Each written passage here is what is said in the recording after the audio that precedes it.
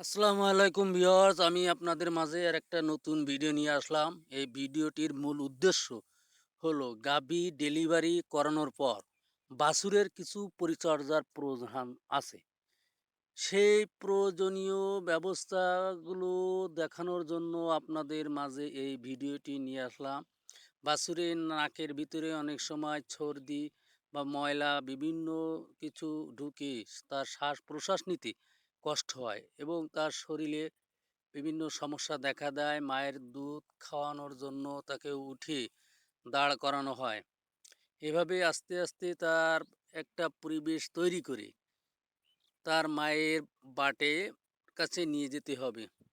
দেখবেন সে আস্তে, আস্তে নিজেই মায়ের বাট থেকে দুধ খাওয়া শুরু করবে। যাই হোক, আল্লাহ পাকের অশেষ রহমতে বাছুরটি খুব সুন্দর এবং ভালো হয়েছে। দেখলে আপনারা ভুলতে পারবেন না। অপূর্ব সুন্দর একটি বাছুর। এই বাছুর হচ্ছে হলিস্টিন ফ্রিজিয়ান। খুব গুরুত্বপূর্ণ একটি বাছুর।